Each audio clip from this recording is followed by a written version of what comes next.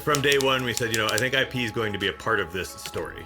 And certainly it was a helpful, okay, we have a technology, an idea, a proof of concept. We need to take this and, go into R&D mode to continue to get it from POC to alpha to beta to working well. I'd never raised money before. This is all new to me. I did have, one mentor. And when I called him early on, I was like, I think I'm onto something really big. What should I do? And he said, well, Eric, I think you should explore patents. And I was like, patents. I've heard of those. I thought a patent was something you paid a few grand for once and you were done. Then it was productized. Now it's go to market. But during that whole process, I raised money. We raised a Series A. Welcome to the latest episode of the Raise&Exit podcast. And we have a first on the series, which is we have somebody that I've worked with as a client who has decided to come out from the NDA coverage and share with us what I hope is going to be a bilateral conversation.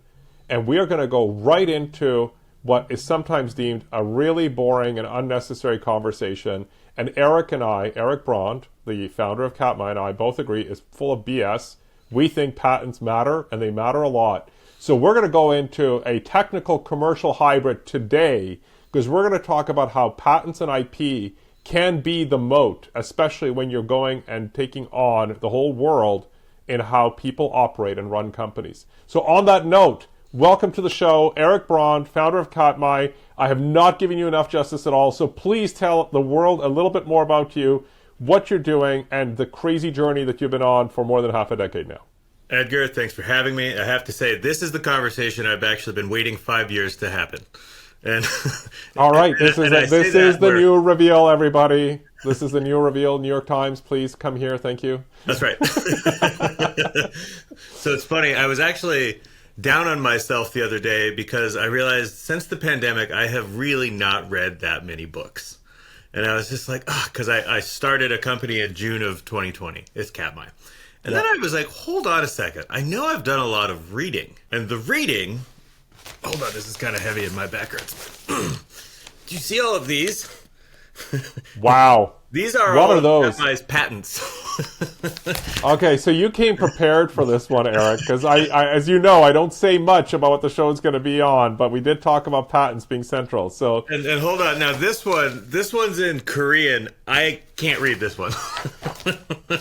But it's a translation of one that's in American or in English. So, I have read every word of every one of these because I'm deeply invested in this technology and this company. And, in early 2020, I didn't know anything about the patent industry, the patent system, none of it.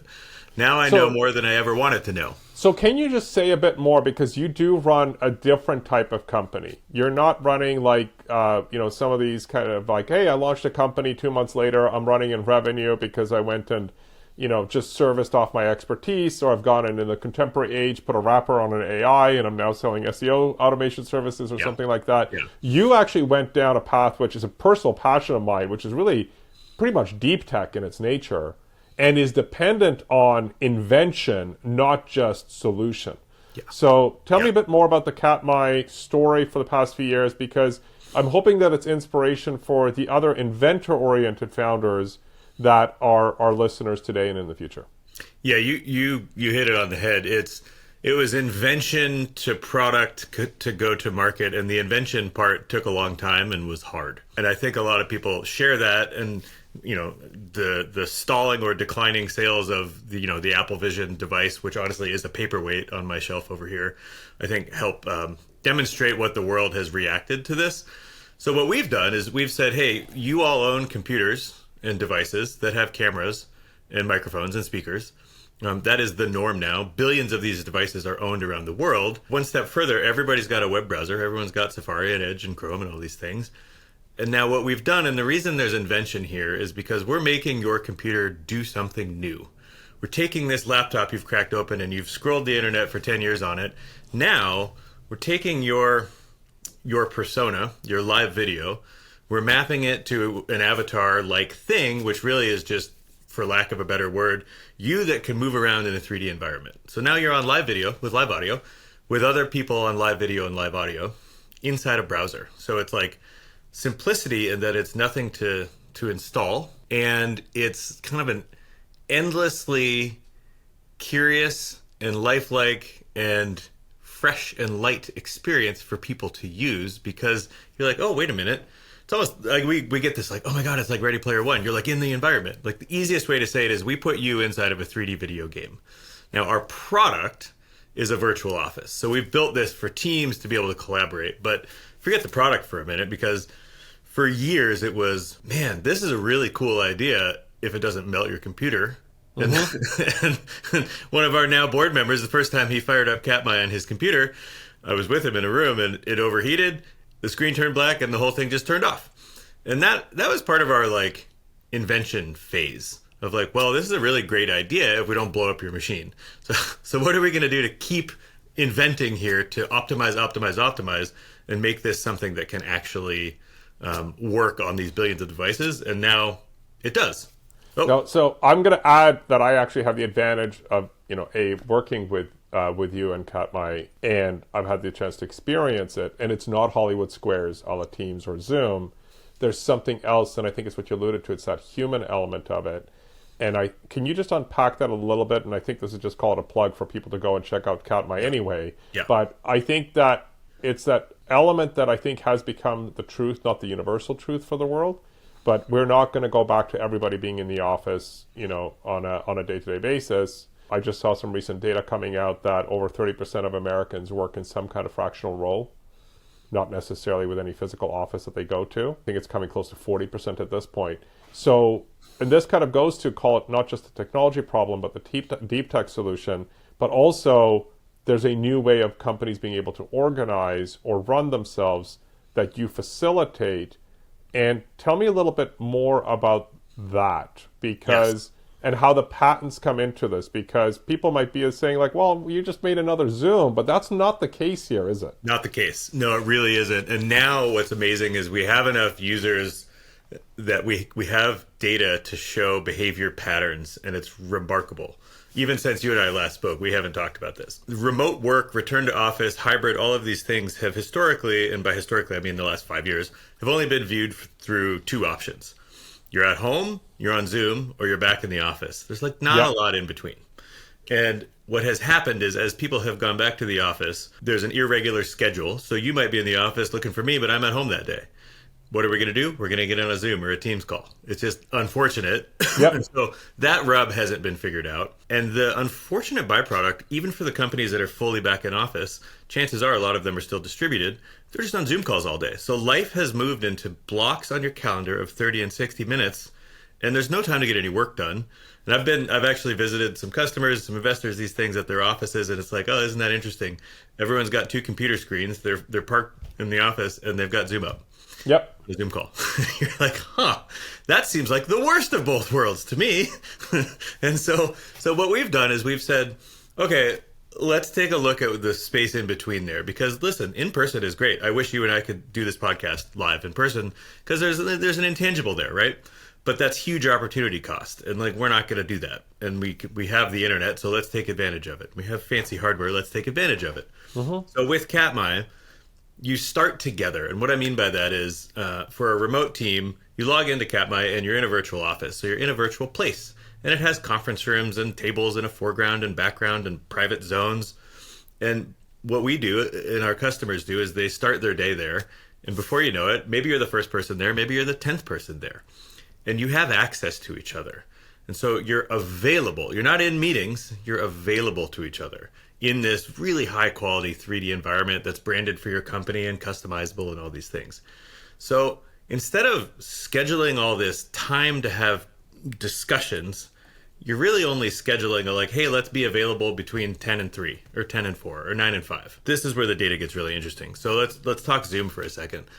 Zoom's average meeting length is 54 minutes with 7 participants.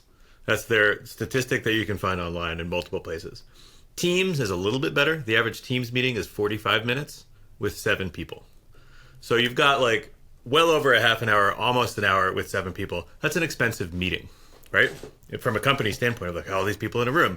You're going to have some people disconnected. Someone's on their phone, someone's on the golf course, and someone's camera off, and it's not a productive, enriching session anymore. Yeah. These video meetings, they're not, listen, the Zoom CEO called Zoom back to the company's office saying you can't have collaboration on Zoom. And that's a leaked all hands thing. I mean, that happened. That happened. Yeah, yeah. So you've got big meetings, too many meetings, and long meetings. I'm on a mission to say, hold on a second, like that's no way to live. So what we've shown with Katmai is by popping open a browser window and making yourself available to your team, your department, whatever it is, the average Katmai meeting is now 14 minutes.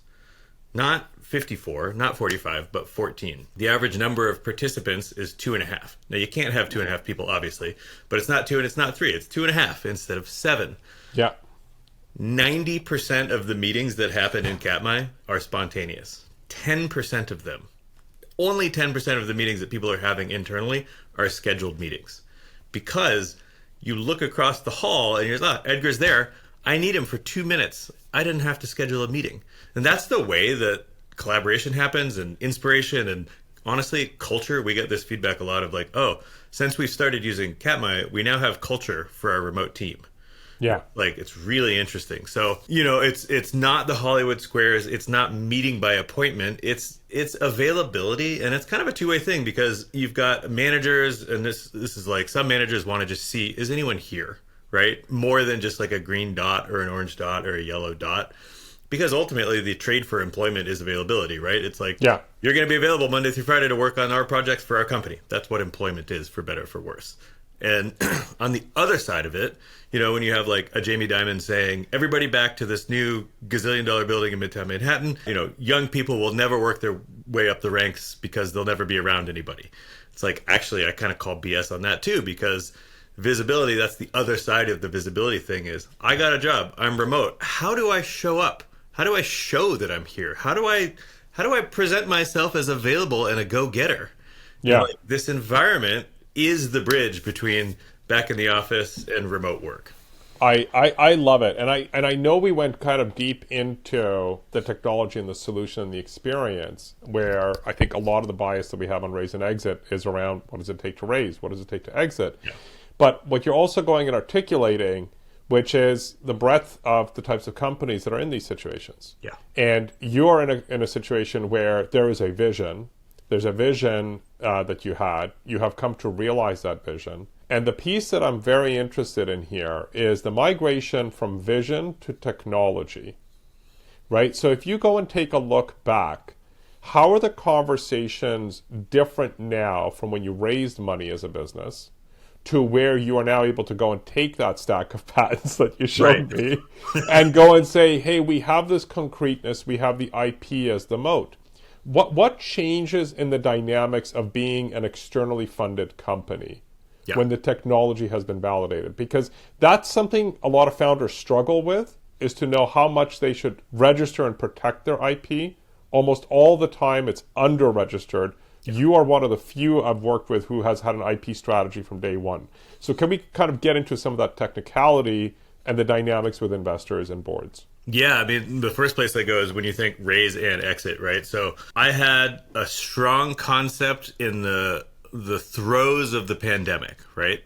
As something of, wow, this has a massive TAM. Without even calculating it, you see it and you're like, holy cow. Mm-hmm.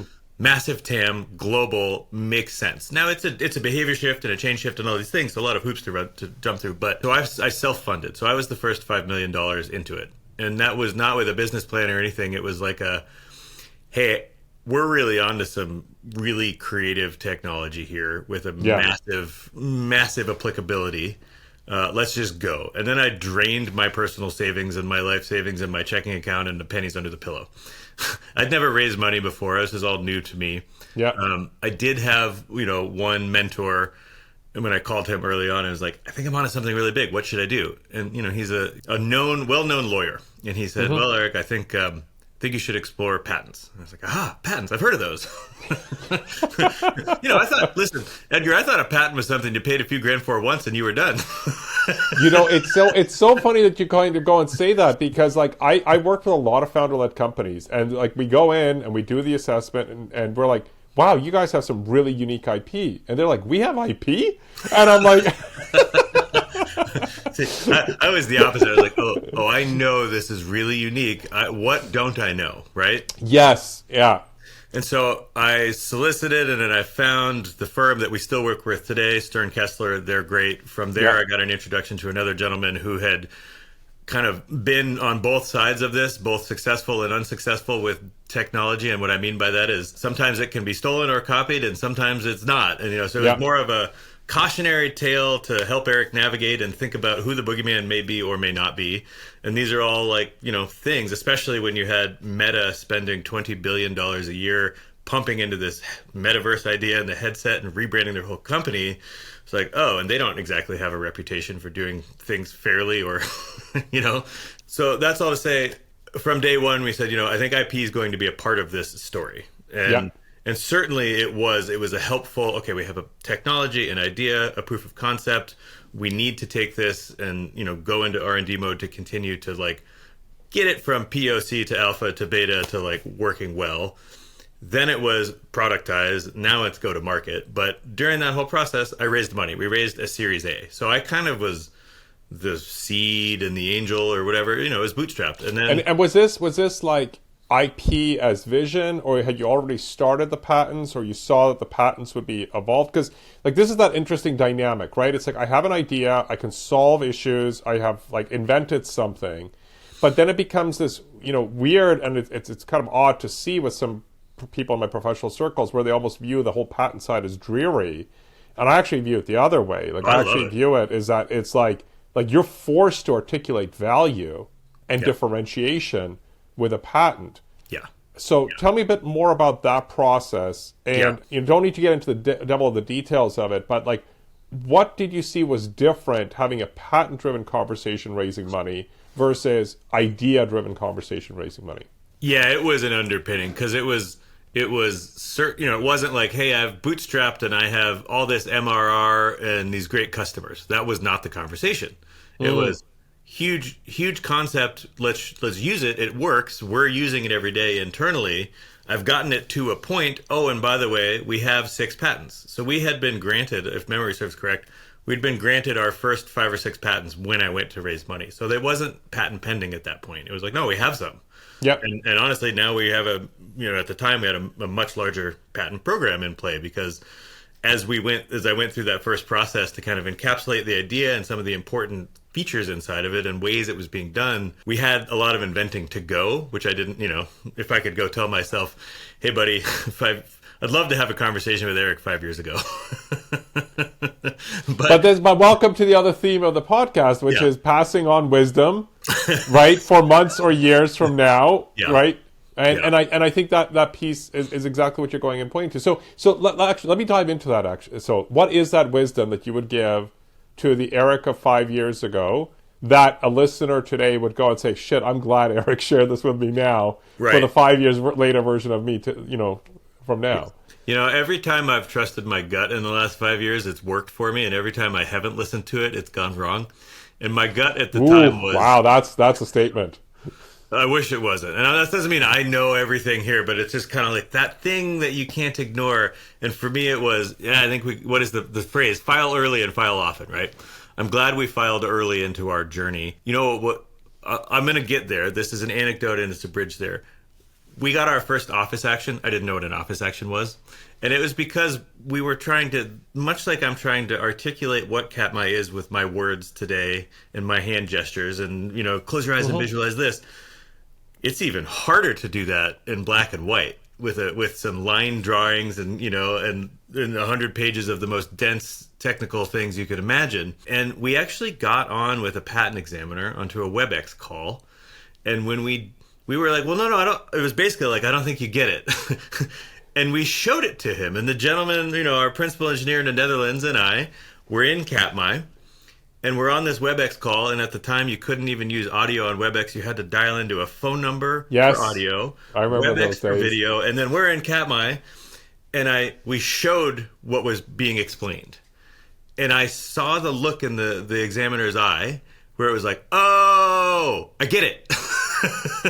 And it was such a fascinating process, even where our lawyers were like, I don't think we've ever experienced anything like that before. Because So this to me is so good, Eric, and I got to interrupt this because I always look at, like, there's so many different types of companies that can be founded, right? And you're on the range of the holy shit company, yes, right? And I don't think enough people take enough actions to pursue the holy shit companies. it's really hard. It's hard. It's hard, and it like, you know, I look at what Jensen Huang said about NVIDIA. If he started this all over again, he wouldn't do it.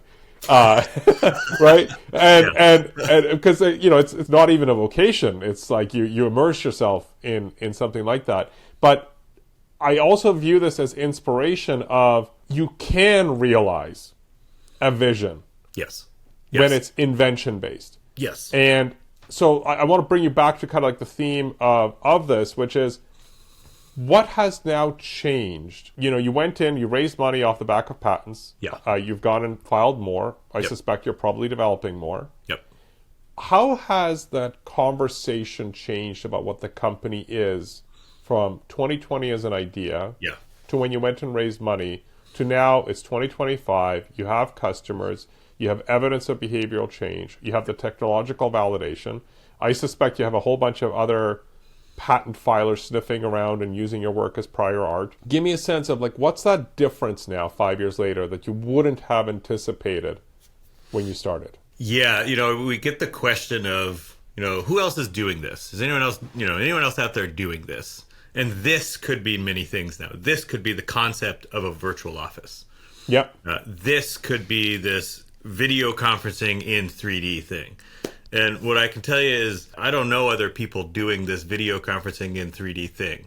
It was really hard to do, and it costs tens of millions of dollars to build, right? And it took a bunch of ragtag wackos like our team in the early days to, like, dig in and spend years to solve it, because when you're in it, I have lived in Katmai for 5 years now. I have lived in the software, right? I mean, I could live and breathe and feel it at this point. And so when the answer is, you know, is anyone else doing this?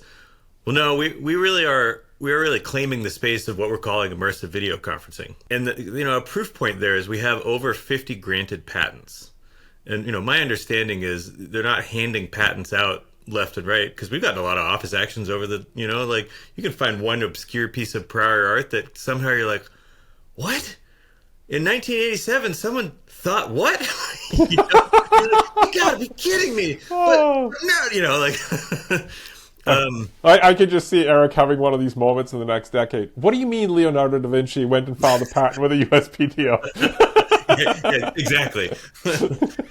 So we really were able to move past any, you know, is the technology proven? Does it scale? Is it unique? Because Katmai is a technology. It's an engine. It's a technology, and now we have our first product in the marketplace.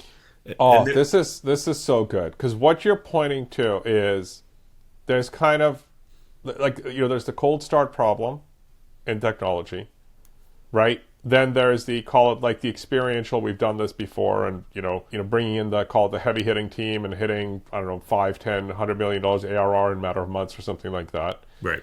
And then there is the, we're going to cross the chasm. Yes.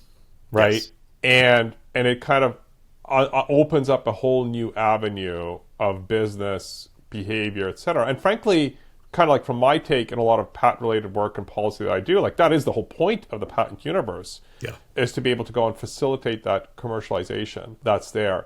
So what do you get to have as conversations with patents that you didn't have permission to 5 years ago?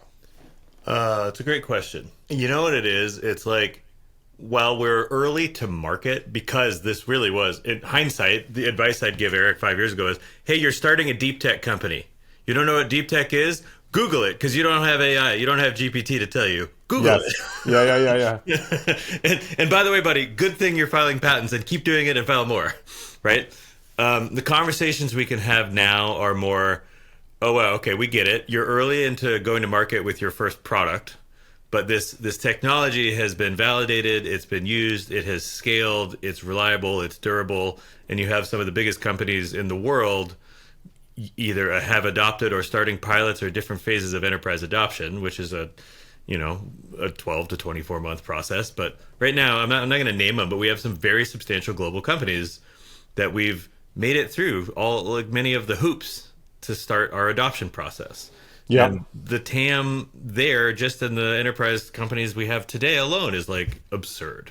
Yeah. And so there's this like, yes, there's obvious value for small and medium businesses to discover it and start using it by themselves in a free trial motion, right? Holy cow, there's a behavior shift and a change shift that can happen that doesn't have to be this like massive roadblock societally for like everybody back. Instagram, back to the office 5 days a week. That was announced 2 days ago. I like, they just want to lay some people off as far as I'm concerned, because you're like, I'm sorry, one of the biggest tech companies in the world hasn't figured out how to how to do remote work. Like, so to go back to like, to answer your question, I think now what we've been able to show is the global reach of this will be powered by Katmai, and there's products on it.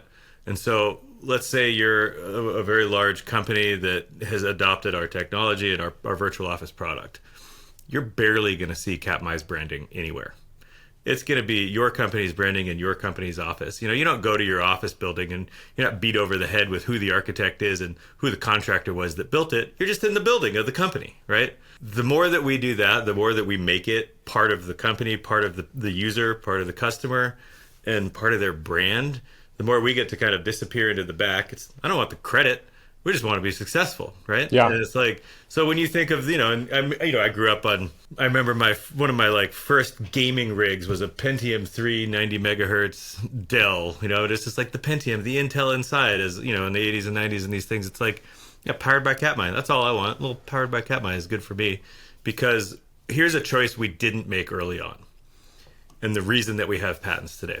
We did not set out and say, we have a vision, let's take a bunch of off the shelf third-party services and cobble together something. So, we have a choice now. We render our entire engine on your machine. We don't render it in the cloud. And that was harder to do because we need your machine to do more things and still have a good experience. But now, thank God, and I had no idea, but advice for Erik 5 years ago, trust your gut. Don't go to GPU rendering and pixel frame streaming here, because you're going to be fighting with all of the AI companies for GPU like usage, and it's going to cost you a lot of money. So instead, we chose to render on your machine, and then we're a lot more in control of our own destiny that way. We're not built on Unreal or Unity to do the 3D, right? We're not using Twilio for the audio video services. Like, we've put together our whole thing, our whole Katmai engine.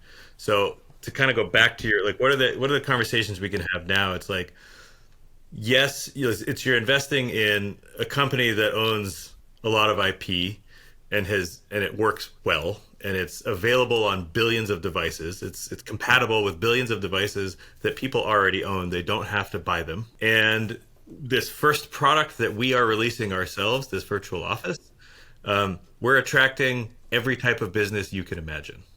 Yeah. Right now, unfortunately, from a marketing perspective, there's nothing in common other than people work at them. But it's a need state. And I think what you're pointing to, Erik, is the brand that you're building around Katmai may not be necessarily the vision, but it's the benefit. And I think this is what I think a lot of the times companies have kind of gone and failed on, is relating to the brand of the business as the vision versus relating to it as the benefit for the customer. And I think this is what you're recognizing, that for the enterprises, they just want the solution. They want to be able to exhibit it. And you're fine with being the Intel inside of the, the 3D video conferencing domain that's there, because it facilitates a different type of business that's running. Yeah. Last thing I want to ask you, Erik, which is an interesting dynamic that is very hard, I find, sometimes for people to grasp. And that's the notion of multi-jurisdictional patents. There's this whole precedence that we go and have, go and file in USPTO, it's the global standard, etc. But you actually did it differently. You also went and filed international explicitly. What is that advantage that most other people might miss from either defensibility, peace of mind, or commercial advantage? For me, the first thing was not just domestic validation that this is a unique technology. It was like, I love global validation. So like our overarching kind of I'll call it maybe like the primary patent that kind of describes the world, right? Yeah. We have that one in a lot of countries. And And that choice was made because it is validation in literally like every hemisphere that this is a new concept, a unique concept, something that is a new experience out of hardware that you have already, right?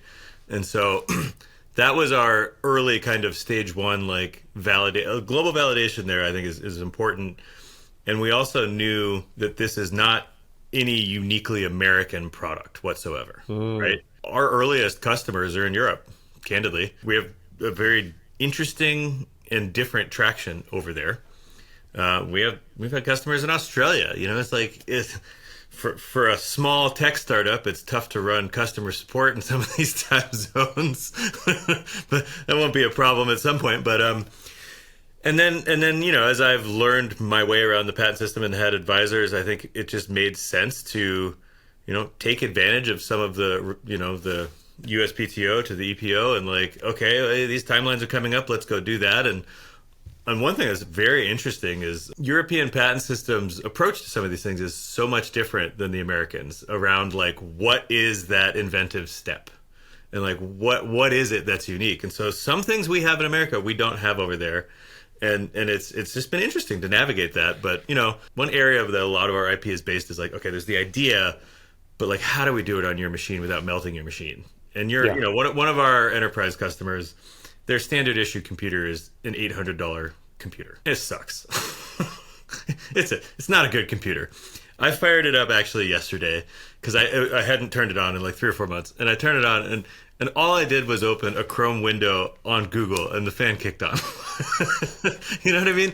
And it's like, here we're asking you to run your email, your spreadsheets, and all the documents, and open up a 3D video game and upload video and download audio and all these things. And it's like, so that was like, there's so much optimization that we had to do and invent and apply to this thing that there is just there's so much going on under the hood. So one question I get a lot is like, how long would it take someone to copy you? Like, okay, that's great, Eric, you have patents, but are you going to go sue Meta if they copy you? It's like, well, that's an interesting conversation. But I think that it's more like we have a lot of, as a Series A company, we have a lot of validation that the technology is unique, that there's intellectual property, that there's ownership, that there's value in it, right? So it's not just an idea, it's something we've built. And, going back to the name of the podcast, of Raise and Exit, like having our IP is a huge part of our raise, and it'll be an even bigger part of our exit. Because our patents in the hand of one of the giants, those are a lot more defensible than they are in the hands of Erik. They drive a very different type of valuation premium through scaling. Yeah. That is actually wouldn't even be there if they had gone and invented it themselves, which is the really weird paradox of IP in smaller companies versus large ones. Single take, biggest problem. How do I type the ideas and questions that I'm having at the same time as you're talking? That was my problem with you, Erik. It's like, oh my gosh, okay, I need to introduce Erik to this person. I need to do that. But kind of like going back to like the theme of, just call it this hot riff coming off of a live take. I really think that the biggest impairment that most founders have is exactly what you experienced, which is what is IP versus what is a good idea. Yeah. Right, like that's what I just had as my aha of like kind of like what's the water I've been swimming in. Like I realize it just due to my professional exposure, but I realize how many people don't. And just your honesty and kind of disclosing that was like, holy crap, like I'm so happy for you that you went and realized how much of this is needed to be patentable and was patentable and the traction that gave you. But I'm realizing how many people are leaving stuff on the table. Or it's kind of like that meme of that guy with the mine pick and they stop right before they go and hit the gold mine or the diamond mine or whatever it is. Yeah. Like I realize that you're actually willing to go far enough, and I think there's a lot of good ideas out there that aren't. So that was something that's had a big takeaway from this session. What did you kind of get that you didn't expect, 40 minutes ago? God, that one's funny. That reminds me of, I delayed my fundraising announcement for 18 months. I was like, no, I don't need to tell people I raised money. Why? Who cares? It's not vanity for me now. I just get to go finish building. And when it did come out, and actually Form Ds came out, and people started coming out of the woodwork to like get me to buy stuff and sell me stuff. And there were startups in the same space of trying to solve collaboration problems. And many different ones reached out to me to be like, my board has told me we got to wind down operations. We didn't get product market fit. Will you buy us? I was like, sorry, what? It was so interesting. And I was like, well, okay, I'll take it. Let's chat. And I turned that into an opportunity to say, so tell me about your last 2 years. What choices did you make? What'd you do? And it was really fascinating. It was like, oh, actually, well, we built this whole idea on the back of Unity or Unreal. And then we were like install based. And then we had to go browser based because we realized that we were on Unity and every time they changed something, we'd have to change something, and and then we lost all of our customers when we had to go become browser based, and I was like, okay, interesting, and it was just like, oh god, thank God we built our own. Oh god, thank God we're rendering it on the machines. We're not doing it on the cloud. We're not doing third party, and then it was like, well, tell me about your IP, and there would be like a long pause. It was like, well, what do you mean? I was like, I don't know. What would I be buying? I don't want your domain name. I don't care. I don't like your product. Well, I'm not trying to be an asshole here. I'm just like, what am I buying? What are you selling me? Who are your customers? And there was no IP. So hold on a second, Eric. You get on to Raise and Exit podcast, talking about what it is to raise and exit, and you hold back from me that you've also been on the other side, possibly making acquisitions? What is this? Well, they were like accidental. I wasn't. I know. But you know what? You just went and raised something. I'm just getting like ahas like crazy, right? Yeah. Which is, I think every single founder should go and shadow people making investments and acquisitions. I'm just realizing, like, you really got to go and learn, right? Like, a big part of that I go and say is, like, look, like, founders and business owners are not in the business of raising money and selling companies. Yeah. They're in the business of solving their customer problems, inventing, etc. They're not in that, but there's a certain domain expertise that you need to go and have, right? Like, when you start a company, you have to be forced into a generalization. You need to understand enough about accounting, enough about legal, enough about taxes, enough about HR, etc. And I think that minimum threshold of I'll worry about it later is a problem. And as per your large stack of patents, right, you had to go and get a crash course on patents. Yeah. And now you've immersed it, and I'll make a probably not a very wild guess, but your domain expertise in what's worth patentable today versus 5 years ago is night and day. Oh my God, yeah. I'm constantly looking at what are we building and the problems we're solving, and what do I think the odds are that is patentable, and especially every time we go through the process, which has been more than 50 times, I learn something more, and oh, isn't that interesting? Oh, yeah. Right? Yeah, so that was all to say the decisions we made to build our own thing and take a lot longer and not cobble something together to get a product to market. Like you referenced earlier, someone building some wrapper on an LLM and saying it's my product. Those are going to be here today, gone tomorrow, in my opinion. Right? There's nothing patentable there or even ownable, in my opinion. You're just building on someone else's services entirely. Yeah. If we needed to pick up and move shop from AWS to another cloud, we can do that because it's our software, right? And so, we actually are doing that. We're not leaving AWS, but we are now growing a partnership in Europe with a company that data sovereignty is. I talked about the differences of US and Europe. Data sovereignty in Europe is a much different thing than it is here. In America, we're all like, hey, we're the product. We don't care. Whatever. You know everything about me. Google, read all my emails, my texts, all of the yada yada. In Europe, it's like, I don't want a recording. You can't store anything about me ever. Yeah. And then we have the whole Chinese domain, which is the government has access to everything that I'm going and doing and uses it in a very different dynamic that's there. Yeah. It's a wild world. Some companies want the bare metal in their country only, right? And AWS just doesn't have that spread. But that to me is also really, really messed up because that just like there's a certain level of like I would say like technological Ludditism that goes and forces because you're not going and having Deutsche Telekom go and only route everything inside Germany. Like it's just not set up that way. But anyways, that's a whole other conversation. The internet is a series of tubes after all, right? Like yeah. I still get it. So I'm gonna leave it with like final note on this kind of rift coming off. What's a question that you are now asking yourself that you never imagined 5 years ago? Interesting. How do I make enterprise sales go faster? Welcome to you and 3 million other American founders every single year. You want to know what's totally screwed up about Katmai and enterprise sales? Is it's not like we're just some new tool. It's like, no, shit. There's like change management doesn't begin to like scratch the surface, because we are audio, we are video, we are presence, we are behavior.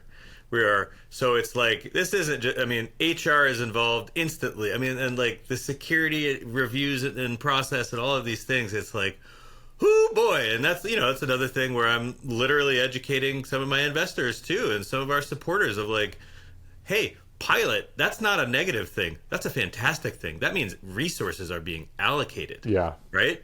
That means like they're taking a look, and like to get that first pod of 20 or 50 people from a huge company, that's just step one.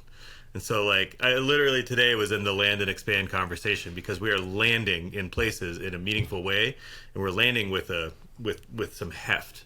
And like this is very exciting. But also you're looking at like, okay, cool. So scale was that 12, 20, 24 months? That's wild. Man, Erik, thank you. Thank you again just for that extra little nugget there. Yeah. Hey, I look forward to part 2.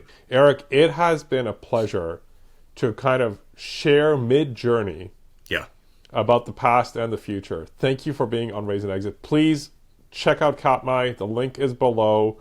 Erik's doing some cool stuff. Follow him on LinkedIn as well, because he's very active in what he's going. Erik's such a pleasure to have one of our clients also go and join our podcast. And I have to be reciprocal here. You guys did a great job for us. We are a customer, and it was a helpful process for us to go through and understand, what are patents worth today and tomorrow and yesterday? What are they worth in different circumstances? Because it's helpful anecdotes in a raise and an exit.